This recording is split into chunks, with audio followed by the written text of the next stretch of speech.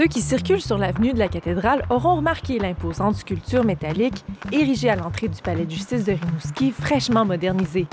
Pour son projet Mouvements et Destinées, l'artiste Hélène Rochette s'est inspirée des lieux pour réaliser pas une, mais 3 grandes œuvres.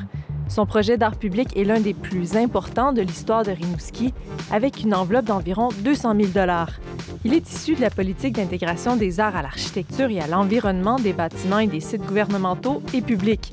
Les défis techniques sont d'ailleurs dignes de ce budget de taille. Et lui, il va venir la poser ici, il va pré-percer. Il s'est passé 3 ans et demi entre la présentation du projet d'Hélène Rochette et l'ouverture du palais de justice. Rencontré dans un atelier de Saint-Jean-Port-Joli à l'été 2019, l'artiste travaillait déjà avec ingénieurs, dessinateurs techniques, artisans, une vingtaine de personnes tout le long du processus. Quand on fait des grosses œuvres, on est rendu dans l'industrie. Alors, comment on les fait? Qui choisir, qu'est-ce qu'ils font. Donc, ça va être attaché là-dessus. Alors, elle ne pourra pas tomber.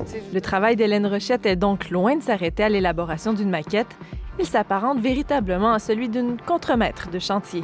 Mais là-dedans, c'est ça, on fait 3 sculptures, on les installe, on fait les bases de béton, on achète les matériaux, on paye les gens qui travaillent le métal, ceux qui coûtent cher. Puis c'est tout le temps des pièces uniques. Nous, tu sais, bon, je pense que le plaisir, c'est de toujours inventer une nouvelle œuvre, là, puis il y a toujours des nouveaux défis. Difficile donc d'évaluer tout le temps qu'on accorde à un projet de cette ampleur et quel salaire on parviendra à se verser au bout du processus.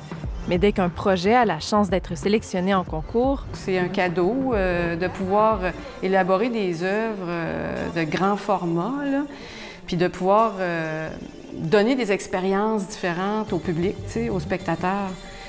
C'est comme une grande toile immense. On arrive devant une tache de couleur, là, mais qui est surdimensionnée. Bien, il y a un effet qui se produit, donc oui, ça c'est très intéressant. L'art public, c'est la présence de quelqu'un, quelque part, que ce soit un artiste ou un autre dans une ville qui fait une œuvre. Quand on est en présence, en relation avec cette œuvre-là, bien, c'est comme l'esprit de quelqu'un qui est là. Comme analogie au fleuve, à la navigation, à la justice et aux difficultés rencontrées dans nos vies, prennent forme maintenant les 3 sculptures d'Hélène Rochette, les livres de loi, la houle et le chemin des étoiles. Puis avec tout le vissage, tout le détail, la lumière qui est dedans pour vrai, pas juste une illustration, ça prend une ampleur vraiment différente. Pandémie oblige, l'artiste de Québec n'aura pu voir qu'en photo ses œuvres une fois le palais de justice complètement achevé, mais elle se dit fière du travail accompli et souligne la collaboration exemplaire des entrepreneurs. Ici Laurence Galland, Radio-Canada, Rimouski. Ici Bas-Saint-Laurent.